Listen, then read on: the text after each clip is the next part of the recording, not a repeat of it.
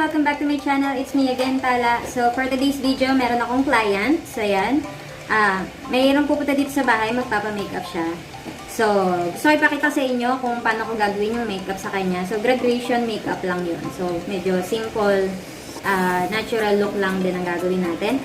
So, kung gusto niyo malaman kung ano gagawin ng look nito, just keep on watching.